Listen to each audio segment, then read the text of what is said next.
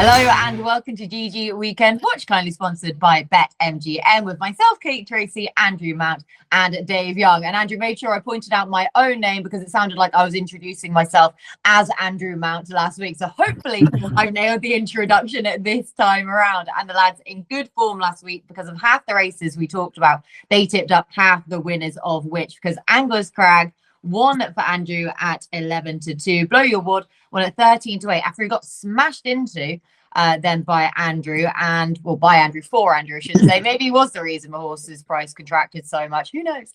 Diligent Harry also won at 9-4 for Andrew. And Dave with Khalif de Burle, what an exciting horse he is going forwards as well. So very well done, lads. On to this week, because we have Newbury, Kelso and Doncaster to get through. Handicaps galore, so hopefully plenty of betting heats also. And we begin at Newbury with the 120. This is a 0-150 veterans handicap chase, 10-year-olds and over 3 mile. 2, as I say, at 120. 7-2 the field then here, Andrew, for these old boys. Proper stayers to the 4. Who wins it? Yeah, probably not the one they put in as favourite early doors, Copperhead, who was as short as 11-4 when I first looked at this race at about 11 o'clock.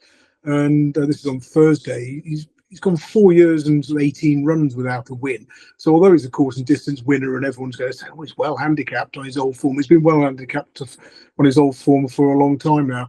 I wasn't necessarily keen on Highland Hunter either for Fergal O'Brien. I don't think he's been at his best since returning from that absence in his 4 starts this year. And Omar Moretti won well last time out, but that was that Catterick scene of 4 of his 5 wins. So I think we've got to go a little bit further down the line. There was 2 that I looked at big prices. One of those is Cyclop, who's won this race before. David Dennis has a fantastic race in veterans handicap chases. He was pulled up on, I think it was the Welsh National early this season, or it might have been at the trial behind Nassalam. And this is sort of calmer waters. And an amateur was interesting as well, given his course form. He's had a wind operation since we last saw him and have been off the track for 66 days. So I'm going to split stakes between the 2 outsiders, Cyclop 20-1, amateur 28-1, best price at the time of recording. The 2 biggest price horses in the field, both of those course and distance names, wins to their name though as well, Cyclop and amateur for Andrew. Dave, I mean, he's taken the 2 biggest price horses here. So if you're going down that angle, the thunder has been well stolen. No, I wasn't going to go for that angle, but like you said at the start of the show, we all want to be Andrew Mount at the moment, don't we? Smashed it last week. I was when he said he was going to go for ones at bigger prices. This one isn't a massive price, but I was hoping that Andrew's going to just keep tipping the selections that I'm going to put up. That would fill me with more confidence. But I think I can paint a pretty picture for lots of the selections this week, starting with Commodore, because I can never get out of my mind when this horse came back from a significant layoff and absolutely battered a half-decent field at Cheltenham. Mr. Fogpatches in second, sent over by Willie Mullins, that was supposed to be the good thing. And that was following a 309-day break. That was following a wind-up. Now, he did this a long time before as well, 249-day break, wind-up, and then bolted up. Both those wins did come in December, and he hasn't had the wind-up this time round. So he has got the big break, which I think is not necessarily a problem, but he's down to a mark of 128 now. His RPRs, after a break of over 200-day read, 127 first time when he was chasing, then 131, then 144, 146, and 139 was his last one after a significant break. So I'm happy to take a swing on Commodore. I think he'll be popular in the market. I think some towards the front are too short, as Andrew slightly touched on. So Commodore for me in the veterans handicap chase. Oh, Commodore then. And like you say, taking on those at the head of the market as well. I'm just refreshing my page. Yes, 7-1 you can get with BetMGM as well. So happy days about that. And yeah, who can forget that front running performance at Cheltenham? Venetia Williams, so good with horses returning from layoffs. Saw that banger yesterday as well, didn't we? That she had a winner there. Right, Kelso, 0-150 handicap hurdle, 4-year-olds and over 2 mile 5 at 142. The Kaluki Kid, your 7-2 market leader in this one. So Dave, back to you, please. Yeah, this is sort of my idea of a nightmare race because lots of nice names in there, middle-ish trips, so some of them don't really stay, some of them aren't really fast enough to go over the shorter trips. And it's one of those where you think if you ran this 5 or 6 times, you might get 5 or 6 different results. But the reason why I say it's a bit of a nightmare race is it's also got that feel about it that there's a really obvious one in there that I just can't seem to put my finger on. I mean, Pentland Hills ran really well after a significant layoff the last time. probably should be able to run better this time round, but we've got to mention it at some point in the show. Nicky Henderson's horses are worryingly out of form. Now, I'm very much in the camp of Darryl that we don't really believe in trainer form in its entirety, but when something like this is going on, when horses are not even finishing their races, you have to pay a bit of attention to it. So I give Penton Hills a bit of a chance. I wouldn't bet him. I wouldn't want to pay to find out, but I would expect him to run well. So if he underperforms, then that would be the start of a worry, but he might find something too good in there anyway. It's mad to see a horse like Brewing Up a Storm, like a name like Brewing Up a Storm, and a handicap hurdler this particular nature. Regardless of the amount of weight that he's given away, he should be able to be better than all of these horses, but he's become one of life's disappointments, hasn't he? So I'd be happy to see him win this without actually paying to try and find out. Now, I've gone around the houses because this is almost eating a bit of humble pie. I sort of poo-pooed Jericho de Repene form last week, didn't I? And then lump sum bolted up in the Dovecote. I think Fiercely Proud was second. That was also another one that sort of franks the form a bit as well. So that makes me realise why Kaluki Kid is the favourite that he is. He's rated off 124, I believe. 135 is lump sum now. People fancy lump sum for a handicap going next time round. I think this horse has got a proper chance, to be fair. I can see why he is the favourite. But I mean, I probably would just side of him. I wouldn't want to get stuck into it. Like I said, this would be my idea of like a nightmare race. So I could see Penton Hills running well. I could see Brewing Up a Storm running well. But Kaluki Kid would be the one I'd be keeping an eye on. Although I don't think I will personally be betting it. Yeah, so probably the most likely winner, but in terms of a price, given the nature of it, 9-2 again, then with BetMGM on the Kaluki Kid. If you did want to side with him, though, all the same. Andrew, any stronger opinions on this race? Yeah, first thing to talk about is the weather. At Kelso at the moment, it's good to soft up in places. I'm looking at the XC weather website for Kelso. They say there's up to 13 mil of rain on Friday afternoon, and then potentially 10 centimeters of snow on top of that on Friday night. So you start thinking when you see that, is it going to be off? If it goes on, will it be heavy? So there's quite a few of these you could ideally do with goodish ground. And so if you just look at the Racing Post website where they don't list the full going description, it sort of says good to soft. It could be put away for thinking it might be on the sort of, closer to a sound surface, but I don't think that's going to be the case. So look for those who are going to enjoy the mud.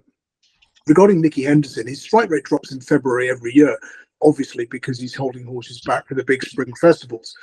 He generally has a 13% strike rate in February for the last few years, and then you back all his horses in March, you probably show a profit. Now, in the last 29 days, he's had 6 winners from 40 runners. According to their odds, he should have had 6.24 winners. So basically, they're running as the market predicts. So I know some of them, are sort of pulled up where you think, oh, they should have done better, but it's probably a case of just not handling conditions. So I wouldn't put yourself off a Nicky Henderson horse if you like one. As for this one, we got It's So Fury at the head of the betting, but again, he's generally does his winning on right-handed tracks and on good ground as well. I know it was soft last time out at Wincanton, but if it got really deep, I'd sort of be a little bit concerned about him. He's a 7-year-old fame and glory as well, but he's still been winning. Brewing Up a Storm is quite interesting. He's only had one handicap run in his career. That was at Taunton several years ago, where he won by about 11 lengths off 148, running off 147. So I thought that one had half a squeak. Rafty's return, won well in the first time cheek pieces. They got different new headgear on this time, first time visor. But I'm going to chance Russian Ruler for the aforementioned Nicky Henderson. Form figures of 4 pulled up this season, but he tends to come good at this time of year. He's had 3 runs from March to May. He's won all 3. So what was it's going to be a sort of fairly big price, I think, around about 12 to 1, 14 to 1, maybe even bigger. But I'll just go Russian Ruler as a tentative pick in a tricky race. Oh, for Nicky Henderson horse as well then, but nicely started with that stats then for the Henderson horses and how they are actually running to expectations then of them. Right, we're heading back to Newbury now for the Greatwood Gold Cup handicap chase, the premier handicap for 5-year-olds and over 2 mile for at 155.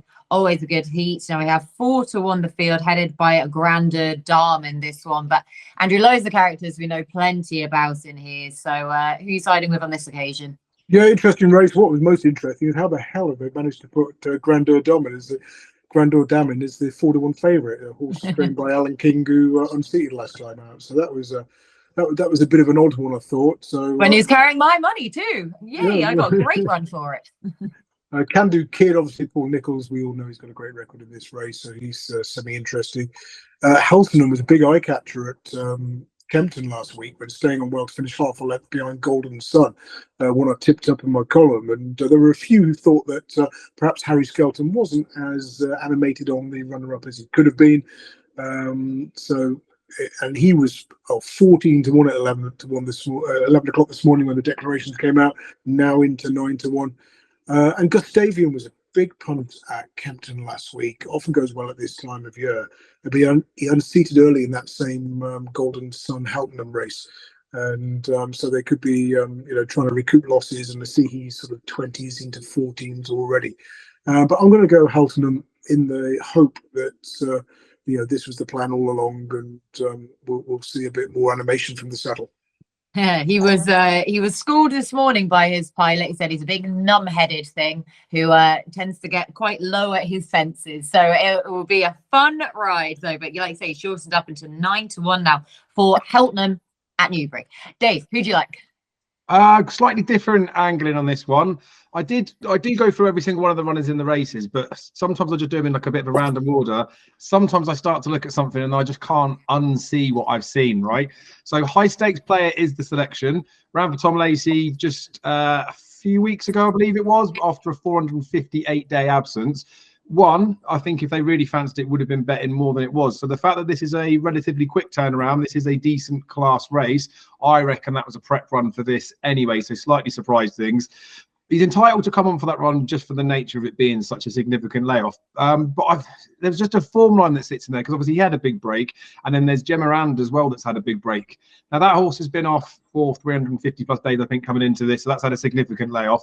But this Highstakesplayer, when they met a little while ago, absolutely battered him. He was giving him £5. He beat him by 9 lengths. And on today's race, or on Saturday's race, he's going to be getting £4 from that horse. So he's like 20 lengths better off with that horse. Now he's coming in here in decent form.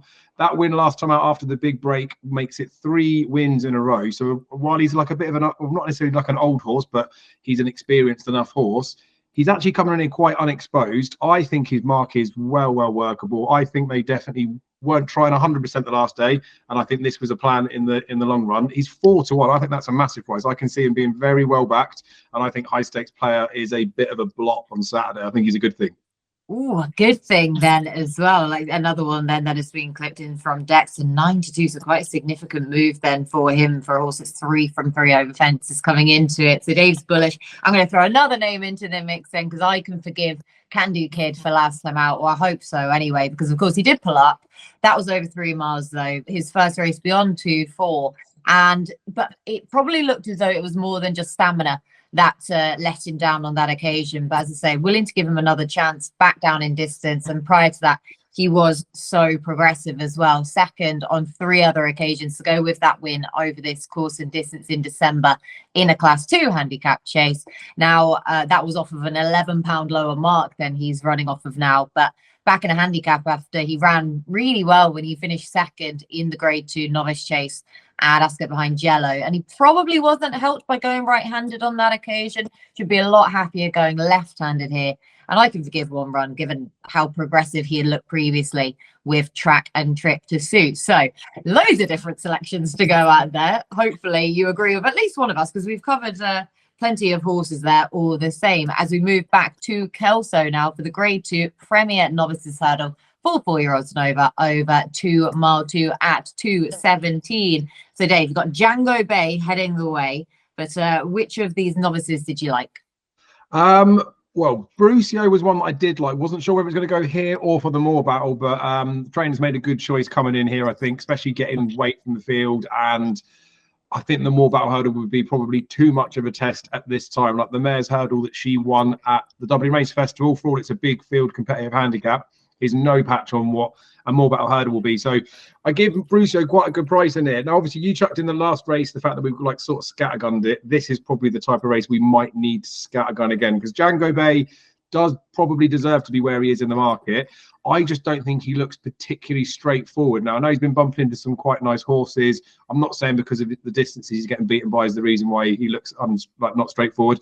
just thinking he's racing, he just looks a little bit like you'd think visually he's travelling, and then all of a sudden the jockey asks him and he's not finding anything, or there'll be another time where the jockey might ask him and he'll sort of fly off and you'll think, why did you even ask him? He must have been travelling quite nice under you. So he deserves to be where he is, but I wouldn't want to be touching him. I think he's bottom price 6-4. He's about 7-4 or 15-8 favourite. I wouldn't be wanting to bet him to win. I think I'd much rather back Brucio. She's about 11-2. I think there's a few places up for grabs. It is quite a deepish race for this level. I think Alnalam won the last day. It was a pretty bad race. There's a horse called Primoz that I bet in there after a bit of a layoff, who ran no type of race. This Alnalam was well backed, won by bundles, but I just can't get away from the fact that it was a really, really poor race. So could be better than I'm giving it credit for. It was second run for the new trainer, wasn't it? But I don't think that's up to much. I think Brucio would batter that horse. And then Personal Ambition has got lots of ability, I think, just doesn't look anywhere near the finished article. And I know it's a novices hurdle. I just think Brucio looks the most solid of the front four from the betting. And at the prices, I'd happily play Brucio each way.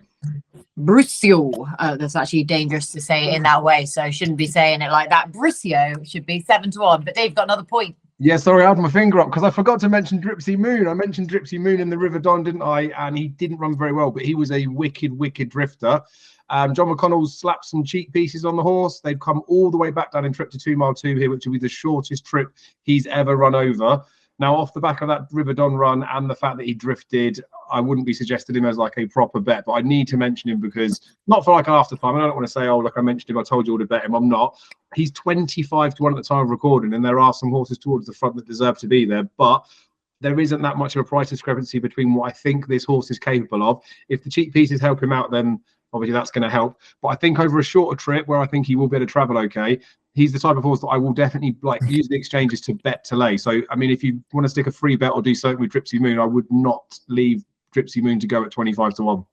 25-1, like I say, big price there for the first time, cheap pieces as well. So yes, that was very polite as well, raising your hand to ask the teacher another question. So yeah, gold star to you, Dave. Andrew, gold star going to you if you find the winner of this one, please. Yeah, really tricky, and it's hard to pick holes in those at the head of the betting. I mean, Django Bay, I know he races keenly and doesn't look 100% straightforward, as Dave says, but he beat Teller the Name first time out at Ascot. Then he's gone and beaten Favour and Fortune, who's an Alan King horse I actually like in terms of chances at the Cheltenham Festival. He's 25-1 for the county hurdle, 40 for the Supreme, and I think he could go well in whichever one of those he goes for, because he needs a big field, strong pace. He too can race keenly, and of course last time out he was beaten at Huntingdon, but that was behind Handstands, who's along with Gidley Park the shortest price of the British trained runners in the Bearing Bingham. So it's extremely good form, but then he's priced accordingly. So you then move on to Al Nalam, who really caught the eye, went fourth at Newbury behind Walk in the Park. That was a big front runner's benefit. The winner and second were 1-2 throughout. The third was always prominent. He's done best of those to come from off the pace. Then he's rocked up here at Kelso and won by 13 lengths. So he's got that valuable course form. Personal Ambition's a bit of an odd one. He jumps out to his right. He's got stuffed at right-handed Sandown, but either side of that he's won left-handed. So maybe the sharper track won't be ideal for that right-handed tendency. And then Brucio, I thought she was flattered winning at Catterick when racing wide. She won't win at the DRF. Bang, she wins by 6 lengths at 20-1. So I couldn't really rule any of those out. There's two at bigger prices I like based on one at a bigger price I like, which is Rich Spirit for Sue Smith, based on the time he clocked when chasing home Geronimo or Jeremino, or whatever you want to call it, at Doncaster last time. But I think he needs good ground, so I'm worried about the weather forecast. But I'll go with the course form of Al Nalam, but I won't be having to bet in the race. It's just too competitive. It's so competitive. This is what we want to see from our novice hurdles and our grade 2s as well. It's kind of, I always had to double check that it actually wasn't some sort of handicap amalgamation then, but it isn't. And yeah, great to see though, but doesn't make it any easier to solve by any means. Hopefully this race at Doncaster will next. This is a handicap chase for 5-year-olds and over 2 miles at 2:35. And this is an each way plus race because we have 3 places still on offer with BetMGM, despite the runners in here. So Andrew, again, those characters we know plenty about, competitive looking race. Who you siding with? Yeah, another tricky one. And again, watch the weather because there is rain forecast on Friday night. I'm a big fan of Homme Public. Ideally, he wants to go left-handed. He does tend to jump in this direction, and normally he goes well once he's had at least one, ideally two races at the start of the season. He surprised me by winning first time out this term, beating the aforementioned Jeremino. Then he followed up, fortunately, at Cheltenham, because when JPR1 came down late on in that race. And then I thought he ran as well as could be expected, going the wrong way round at Ascot last time. So he has been off since just before Christmas, so maybe this will put him spot on. And but I think he's set for a good spring. And if they don't get much in the way of rain, then I think he'll run well. Tommy's Oscar, you've got to respect the Anne Hamilton horses now. She had a terrible time, sort of November, December, January without a winner. Early February as well, she was struggling. Albeit not from a huge number of runners, but they weren't finding it. They were all weak in the betting and they weren't finding a great deal. She's had a winner recently. So I think some of these horses, like Tommy's Oscar, are going to be quite well. Handicap, so again, another one you can't rule out the head of the betting. Newbury Negra, best when fresh, 5 weeks, probably not long enough. Although it's a Dan Skelton horse and first-time cheap pieces, that's a positive angle with his chasers. And Malistic, of course, who likes this track and ran a stormer here last time out. So I'll go Homme Public. But wouldn't want too much rain ideally. No, I'm with him as well. I just think go back to a left-handed track will see him to a much better effect in a handicap again. I know, like I say, he was fortunate on that penultimate starts at Cheltenham when left to go and win his race. But even so, I still think he's got plenty more to offer, but going this way around to suit him much better. So we're both with Homme Public as a main play, Dave. You're going to join the party? No, I'll party on my own, thank you. I do agree with everything you guys have said about him, though, and especially the part where Andrew's just said that, like, if the ground becomes too testing, it would temper enthusiasm with him. I think he's got an obvious chance. If you took him out of here and one other, it's basically a veterans race, isn't it? 5 of the 7 of them are 10+. It's basically like a little mini teddy bear cup. And again, it's got me all nostalgic. When Newbury Negra, right, won at Doncaster and absolutely bolted up. That was the day before trials day when Apple Shakira dotted up at 1-7, and then Santini won that day. I think Froden won. Froden won as well. Like, it was just a better time of racing. But anywho, I just remember that because with Newbury Negra winning at Doncaster, that was like an early performance of that horse. Just thinking, Jesus, he's some weapon. It's not quite the same anymore. And as Andrew touched on, he's better off of a bit of a break. 5 weeks might not be enough. But then he also alluded to the same point that I was going to make. The first time cheap pieces for Dan Skelton's got to be a bit of a positive, but it might be a little bit of a guesswork thing. They might be trying to see if they work and then they want to go for a bigger handicap after. So I feel like this is a bit of a trial for Newbury Negra back in handicap companies, similar to what they did with Protectorat when they made him in a handicap to find out what they do with him later down the line. I said about the Teddy Bear Cup part, the veterans chase, Riders on the Storms. Remember him on Boxing Day, how much he got absolutely hammered, both in the betting and then in the race. Ran no contest at all. Wouldn't be like someone like Carl Hinchy to try and do some sort of plotty thing with a horse, would it? They might be reaching with this horse like Newbury Negra, where they're putting the first time cheap piece on Newbury Negra, and then this horse has now had a long layoff for that run when he was well backed, and now has had a wind up since. But the wind up could be the perfect excuse for why he ran so poorly on Boxing Day. And then I touched on Newbury Negra for all that he's a great horse.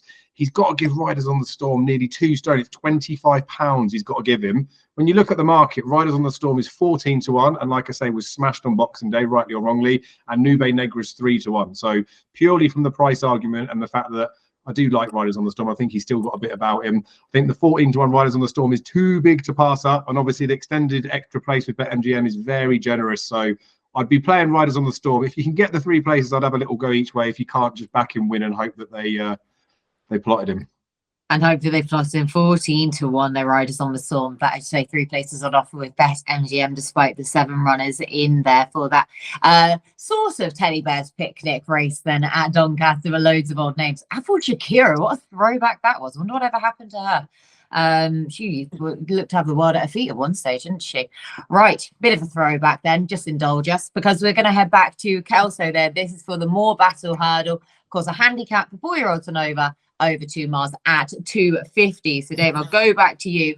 Under control in here for Nicky Henderson and Nico de Boinville in the JP McManus Silks is a 7-2 market leader. So are you a player or a layer? I'll probably wait and see what the Henderson stuff's going on, because I know what Andrew's saying about the running to expectation stuff, and I do respect that, because I do the similar thing when horses are going on. I'll very much poo-poo people say about the trainer form stuff, but she's not going to shorten up, I don't think, with what's going on at the moment. They backed her almost blindly at Newbury, where she clearly something was up, because she travelled there like she was going to absolutely canter, and then she just finished like, well, I know she just folded as tamely as you've ever seen. So I'm very like one-sided on this. They've talked about this horse being the county horse. They talked about, Nikki Henderson said that the quick turnaround she had when she did Iberico Lord at Sandown, they think that's probably a positive for us, and maybe this run before Cheltenham is the ideal prep for it. But it's got to be the ideal prep if she goes and wins here. Like if she does what she did at Newbury, or she just disappoints, and I think disappointed would be not winning, then that would be like a massive negative for the county. So they wouldn't be running her in here if they didn't think she was ready to go and win. I think she's top price 7-2, which I don't think is a terrible price.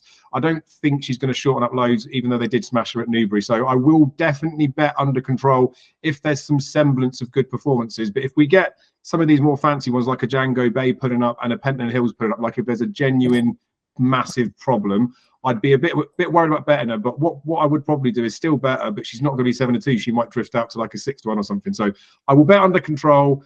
I'm a bit blind in this race, to be honest with you. So we'll have to hand it to Andrew, and hopefully he can find the betting without Under Control, because I can't see anything past her. Yeah, it's probably, normally I pull you up if I ask a play and lay question and I don't just get a straight answer, but that is completely fair on this occasion. I think of Under Control, just to see any sort of signs then of the Henderson runners in the next few days, just give us more of that gauge. Andrew, same question to you then. Under Control, what do we do with her? Well, she won't run if the weather forecast is correct, because she needs good ground. I mean, she was pulled out on heavy ground at Newbury last time. You look at her record on good ground, first, second to Ash Road Diamond. Finishing second to Ash Road Diamond in the mare's race is like, winning a race. She's virtually unbeatable. So if they're getting all this rain and snow on Friday night, if the meeting does go ahead, I think she could struggle. So, not for me. I'll be last year's winner, Benson, given how well Sandy Thompson's runners are going at the moment. That'll be interesting. I'm not sure what the plan is, because this one's got a few entries at the Cheltenham Festival. It only started 11-1 to the Coral Cup last year. Jumped like a stuck pig and was pulled up. But it'll be interesting to see if he takes in this race and Cheltenham. And then, of course, Jeremino, I think, has won the award for the horse most mentioned in the pod so far. Thank you. Won an incredibly fast time at Doncaster last time, but that was on good ground. And again, this one's got a few entries at Cheltenham. But will they just pull him out if that rain and snow arrives and it turns very deep? So, tricky race. I'll go Benson. So Sandy Thompson's running fantastically well at the moment, but not a confident selection. Okay, but not a confident one. He's a funny horse, isn't he, Benson? Yeah, Jeremino is in here at 25-1. Could get that form boost, a weird form boost from On Public then earlier on, but so 25-1 then. And one of these horses, whoever wins it, might just attempt to try and do the Cheltenham Festival double then and secure the bonus from the Morebattle onto the festival as well. Right, Doncaster, listed mares novices hurdle, 5-year-olds and over 3 miles at 3:10. So Andrew, loads of mares for you to go out in this one. Which one wins? Funny race this one, because we've had some very lowly rated horses winning it in the past. I mean, Dragon Bones 40-1, I think it was like 117 or something like that. Fonzarelli a couple of years ago, an 18-1 shot for Rebecca Menzies. So it might be one to not get too carried away with the head of the market. Wasn't usually hugely keen on Ottizini, who was a winner from the front at Musselburgh last time out, with the apparent reason for the improvement was the better ground. Again, it's forecast to chuck down on Friday night. We could be looking at soft, heavy in places even. So I'll quite happily take her on. The one I like is Gaye Legacy for Tom Simmons, and since she's been stepped up in trip, she's been performing brilliantly. But extremely well. A win at Market Raisden, second to Kintara, who's very consistent. Another second to Martha Bray at Kempton in a decent mares race, and then that win at Newbury last time out. So I think there's more to come from her. And although in terms of the bear ratings, she might have a little bit to find with the front two, I think she's got plenty more going for in terms of potential improvement than the other pair. Okay, then the other pair then in there, but again, a really competitive one, and a race that can throw up some odd results. So, Dave, where were you looking for this one? Yeah, I mean, it is a tricky, trappy looking race, to be honest with you. Lunar Discovery, I do think warrants favouritism. Faces, Don't You Want Me Again, but on much better terms this time round. That was their clash maybe 4 weeks ago. She's trying this trip for the first time, but had those two have met and had this trip last time, Luna Discovery would have battered her as far as I'm concerned. She handles bad ground as well. She is trying the trip for the first time, as I just mentioned, but I think she'll be fine. So she does deserve to be favourite. I do quite like this Ottesini, but like Andrew said, the reason for the improvement was the better ground. And I think that her previous win as well came on yielding over in Ireland. There's even bumper form when she ran behind the Model Kingdom, I think it is. There was like an £8 swing from the first time she faced her to the second time, but there was 5 lengths sort of difference when she ran on better ground behind her. So that's like a big worry, but she doesn't have any stamina doubts. It was a facile victory when she beat Cadell, and then Florida Dreams was back in behind. That was, again, on the better ground. It's worth mentioning as well that she was behind the Kaluki kid. We've talked about him earlier. That was over 2 mile 4 furlong. He's trying that handicap at 2 mile 5. She was sent off favourite that day and disappointed. But again, who knows? Maybe they were going to blame the ground there. But it could be that if they'd have run over 3 miles, she might have got the better of him. So there's form lines tying in everywhere this weekend, isn't there? But it's the ground. So if it was no worse than good to soft, I think Ottesini at the prices I would side with. But if it is soft or worse, then Luna Discovery deserves to be favourite. So as I stand, I wouldn't be playing, but I do think it is between those two. I know there's been big price winners in there, but you've only got to look at Ottesini bumping into horses like Right at Days Ahead in Ireland earlier this season. She's a second season novice. If the ground didn't get too bad, she should win this. If it does get bad, then the favourite probably wins. Boring, right? Can I just come back to you with one more very quickly in the same way? Yes, of course. Pinot Rouge, who's 25 to 1 for Susan Corbett, was a point-to-point winner. Made a very encouraging rules debut at Newcastle about a month ago, finishing third at 40 to 1, beating a length and a half. Now, the winner of that made most of the running. The runner-up was always Prominent. And the 11-length fourth from the Clouds for Lucinda Russell came out and won next time. The 28.5-length sixth, Who's My Daddy, for Sandy Thompson, was a winner next time out. And Pinot Rouge was said better the hold-up horses, only beaten a length and a half, and 2 other finishers have come out and won since. So again, if we are going to get a funny result, she's lightly raced and could be quite useful. Could well be a 25 to 1 shot to take that chance with her then as well. Pinot Rouge could still be anything at this stage. Right, we head back to Kelso now for a listed or delisted Premier Chase, and 5-year-olds and over 2 mile 7 at 3:35. Now, what I should have said about Kelso's last race, the Morebattle hurdle, that was an each way plus race with 5 places on offer. This is another each way plus race with 3 places on offer. And the horse who heads away is Mombeg Genius. We've only seen him twice out this season, but I feel like we've done an almighty amount of talking about this horse throughout the duration of it. He's about 10 to 1 shot for the Ultima, 16 for the Grand National. So, Andrew, Mombeg Genius, does he win this en route to any of his seemingly bigger targets? Possibly not. I mean, we talked about it quite a lot this year, and because of that third, the Courage Rambler and Fast or Slow, but it's just the price has been wrong. He was priced up as though he'd won that race, when he ran against Victorino first time out this season, and he pulled up at 11 to 2.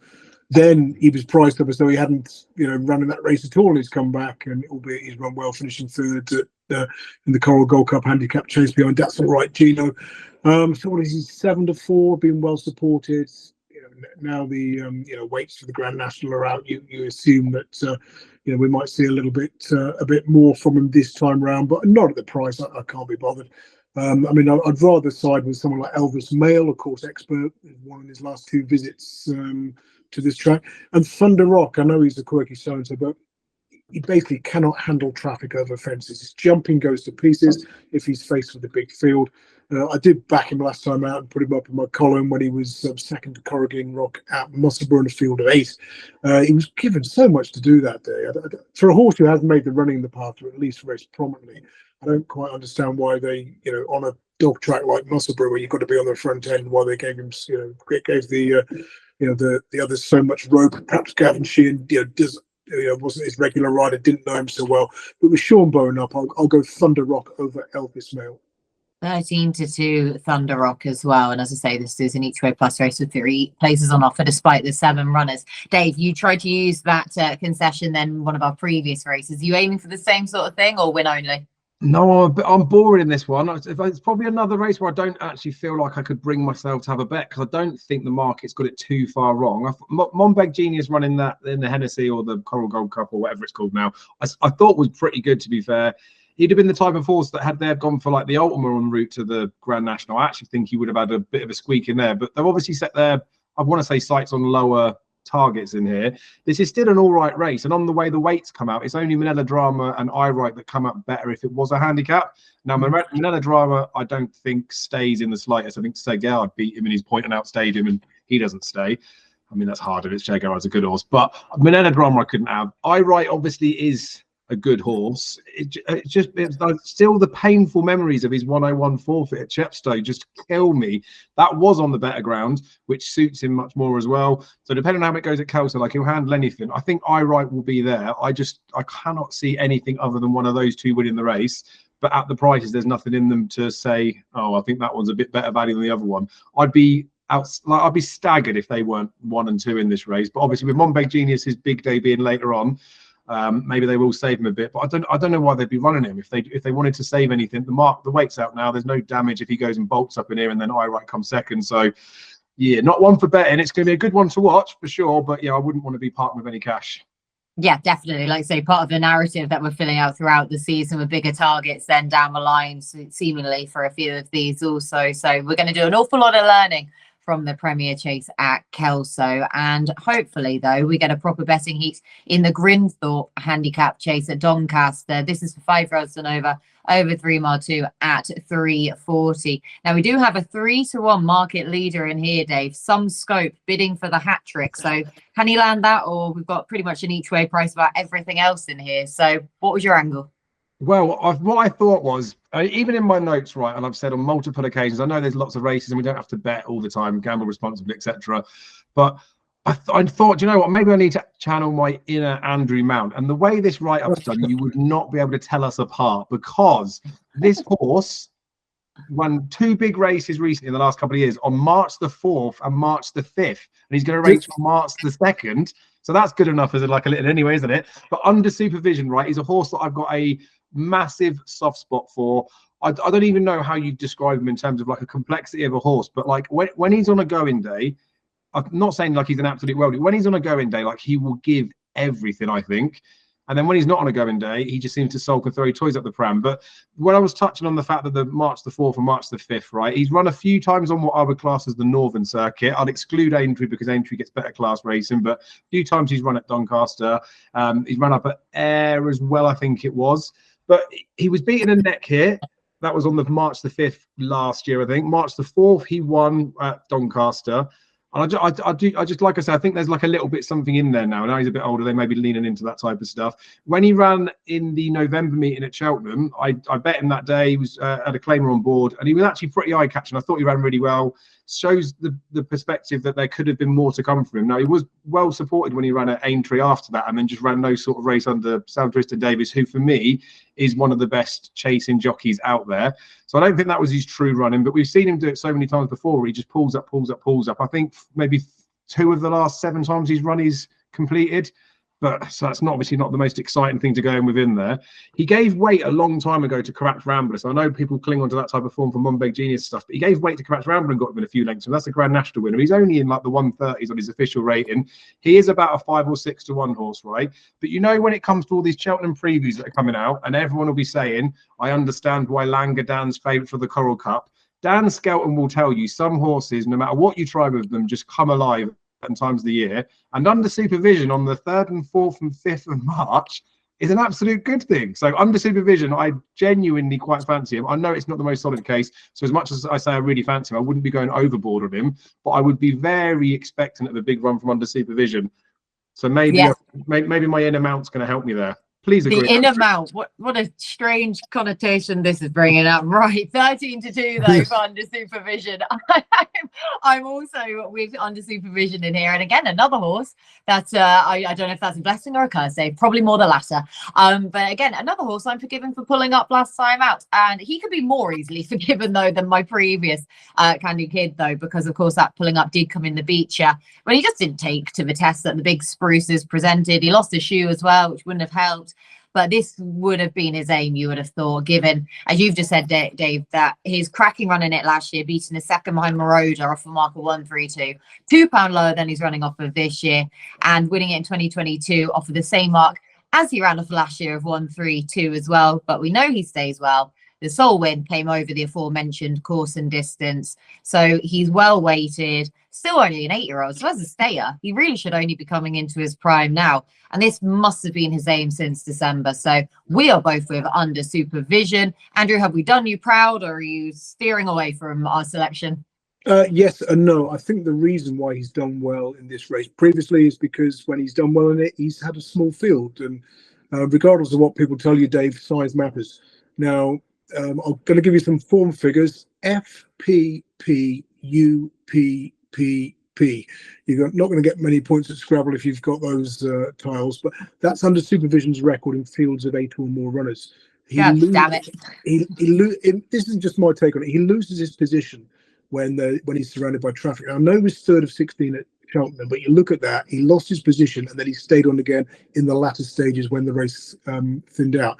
Now, he's also run here in a field of 11 runners and he was beaten when unseating his rider. So, I mean, I'm hoping it chucks down with rain and the 12 runners become sort of 7, 8 or 9 or something like that, or 7 ideally.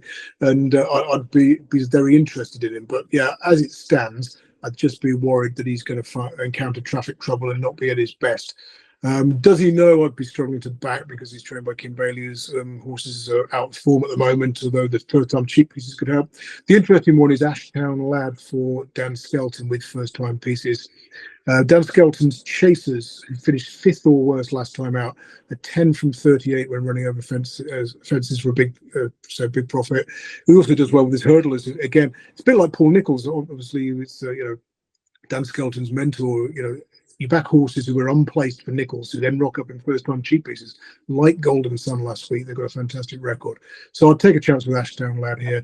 I mean, Ern River's interesting because he does so well at this track. He's got a great course record. Certainly Red's a bit of an enigma. He jumps out to his left, but runs really well on right-handed tracks. As soon as he goes left-handed, he runs like a hairy pig.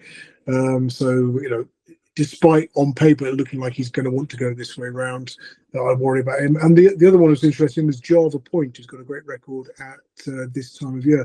You look at his record over fences in February, March, and April. 3 wins, a 3rd, and a 5th from 5 starts. So yeah, I'll go Ashtown Lad at the price of 16-1, save on Java Point.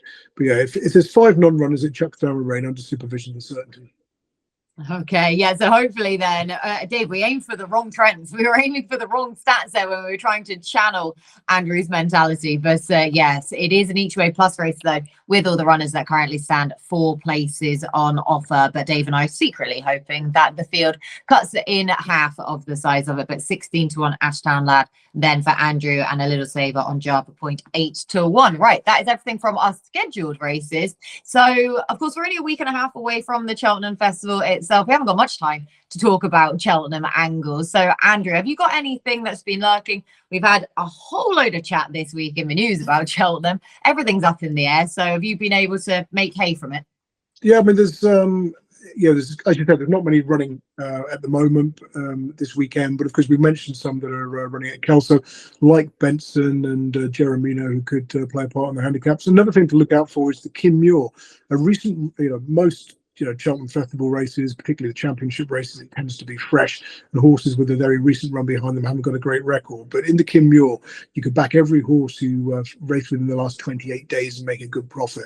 And so do look out for the likes of Scope, who are due to run in the Grimthorpe and could end up in the Kim Muir. Yeah, there's not many Cheltenham clues to be had this weekend. No, there's not too many. I mean, we're so close to it now, aren't we, Dave? But we still have got the potential angles there. So did you find one? Maybe, possibly. I mean, definitely. But we are recording our Cheltenham preview next Wednesday. There are a multitude of horses that I genuinely properly fancy. If I mention them now, the prices will be gone for our preview. So I'm buttoning it. You'll have to tune in next week, I'm afraid. Nicely done. Nicely Leave them wanting more, Dave. Leave them wanting more. Leave always do that. Yeah, he knows exactly the score, does our Dave. But do make sure that you tune in for our Cheltenham preview chat. We're going to do 4 individual episodes recording next Wednesday ahead of the Cheltenham Festival with all of our fancies there. So that is the next time we are on. But for now, I just need to get your naps from this weekend. So Dave, back to you for your nap of Saturday. High stakes player, best bet of the weekend. Let's hope I'm back to some sort of form for Cheltenham. Highstakesplayer. Okay, that sums you up perfectly, to be fair. That is right. Andrew, you're also going to match the name of the horse you're going to be putting up as your nap?